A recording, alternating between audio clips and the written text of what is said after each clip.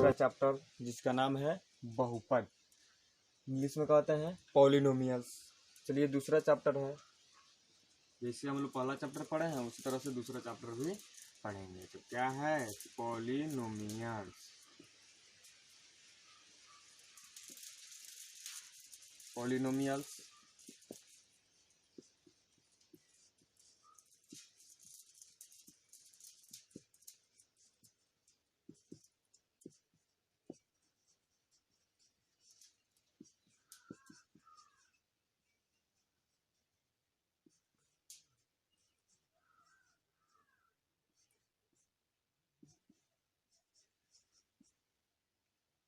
देखिए एक point note कीजिए, यहाँ पर आया है क्या कि पॉलिनोमियल्स हिंदी में कहते हैं बहुपद। अब इसमें दो भाग है, देखिए दो अर्थ है, पॉली और दूसरा नोमियल्स। तो पॉली का अर्थ होता है क्या मेनी, नोमियल्स का मतलब क्या हो गया टर्म, मेनी टर्म्स, यानी कि मेनी का हिंदी हो गया बहुपद, टर्म्स का हिंदी क्या हो गया पद। तो बहुपद में जो है हमको बहुत पद आने वाले हैं, यानी कि बहुपद में बहुत पद के बारे में पढ़ना है, जिसे हम क्या कहते हैं बहुपद, जिसे हम क्या कहते हैं बहुपद। बहुपद में बहुतों पद के बारे में पढ़ना है। तो देखिए बहुत पद क्या है, जैसे समझते हैं। यहाँ पर एक एग्जांपल में लेते हैं, लिख दिए कि 4x के power 5 plus 2x 4 minus 3x 3 plus 4x square minus 6। ध्यान से समझिएगा, ये जो है x के पावर 5, x के पावर 5 यानी कि x के पावर 5। यहाँ पर ध्यान दीजिए x का घात कितना है 5 है, तो यह है घात और ये नीचे वाला को कहते हैं आधार।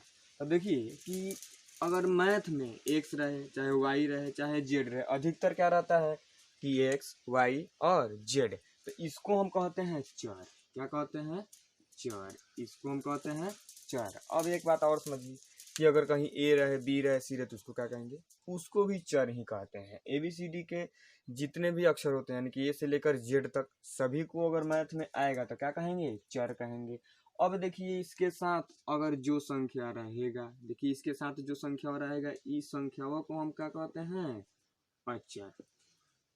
एक्स वाला के रूप में रहेगा, जो ABCD का लेटर रहेगा उसको चर कहेंगे, और जो उसके साथ संख्या रहेगा वो उसको अचर कहेंगे। यहाँ पर A रहे B रहे C रहे D रहे X रहे Y रहे Z रहे, कुछ भी रहे उससे कोई फर्क पड़ने वाला नहीं है, सब क्या है चर। चर का घात कितना है 5 बस। आई इसके साथ क्या है अचर। अब ये दोनों मिल जाएगा तो क्या बन जाएगा पद, यानी कि चर और अचर मिलके क्या बन गए पद। उसी तरह से अभी ये क्या बन गया पद, यह भी ये क्या बन गया पद, यह भी ये क्या बन गया पद, और यह भी एक क्या है पद। लेकिन आप कहिएगा कि यहाँ पर कहाँ चर है, ये तो खाली अचर है, पद कैसे हो गया। आप तो कह रहे हैं कि चर और अचर मिलके पद बनता है, लेकिन यहाँ पे यह जो रहेगा क्वेश्चन में इसको हम कहेंगे अचर पद। क्या कहते हैं अचर पद, यह केवल अचर है इसीलिए इसको हम कहते हैं अचर पद। अब जान गए कंफ्यूजन नहीं है, यह अचर पद है, भले इसमें चर नहीं है लेकिन यह क्या है अचर पद है। तब देखिए तो एक पद है एक पद है एक पद है, बहुतों पद है कि नहीं, यानी कि पॉइंट नोट कीजिए, चर और अचर मिलके बन गए पद, और पद मिलके क्या बन गए बहुपद। क्या बन गए बहुपद, पद मिलके क्या बन गए बहुपद। तो हम इस पूरे को क्या कहेंगे बहुपद। क्या कहेंगे बहुपद। तो बहुपद तो आप जान गए। चलिए अब हम जानते हैं बहुपद का परिभाषा। देखिए बहुपद का परिभाषा है वह विशेष बीजीय व्यंजक जिसके पद के चर में, ध्यान दीजिएगा वह विशेष बीजीय व्यंजक, ये यहाँ पर समझते हैं वह विशेष बीजीय व्यंजक जिसके पद के चर में, जिसके पद के चर में, यानी कि यहाँ पर चर से मतलब रखना जिसके पद के चर में घात, यहाँ पर पॉइंट आ गया क्या घात, तो घात का उसी से बताया पावर, यानी कि इसके चार जो है यही इसको कहेंगे घात, इसी को कहेंगे घात। तो घात हमेशा एक धनात्मक पूर्णांक हो, तो धनात्मक पूर्णांक आप समझ रहे हैं पूर्णांक, यानी कि पूर्णांक में जीरो भी आ जाएगा प्लस भी आ जाएगा और क्या माइनस भी आ जाएगा।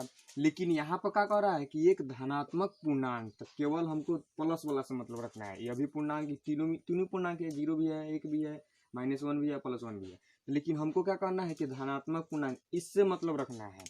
तो कह रहा है कि घात हमेशा एक धनात्मक पूर्णांक, ये नहीं कि यहाँ पर एक ही रहेगा, 4 5 6 7 8 कुछ भी हो सकता है, बशर्ते क्या ऑप्शन है कि धनात्मक कहने मतलब प्लस में होना चाहिए।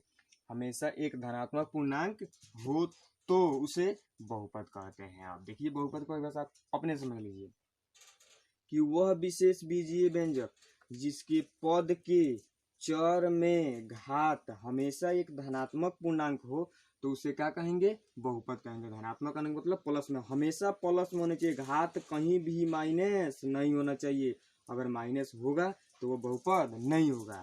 बहुपद होने के लिए क्या होना चाहिए कि इसके पद के जो चर है इसका घात जो हो हमेशा धनात्मक होना चाहिए, हमेशा धनात्मक। देखिए तो इसमें भी प्लस प्लस प्लस वाला है कि नहीं, प्लस तो प्लस छिपा रहता है तो प्लस लिखा नहीं जाता है, यहाँ पर भी प्लस छिपा है। इसका पावर आपको ये कहाँ कुछ दिख रहा है, तो जब किसी भी चर का घात नहीं देती इसका घात हमेशा 1 छिपा रहता है। कौन 1? +1, यह +1 यहाँ पे छिपा है, यानी कि इसका घात 1 है। तो बहुपद आप समझ गए क्या है बहुपद का परिभाषा। अब हम लोग जानते हैं कि बहुपद कब होगा, कैसे होगा, बहुपद पहचानने का तरीका।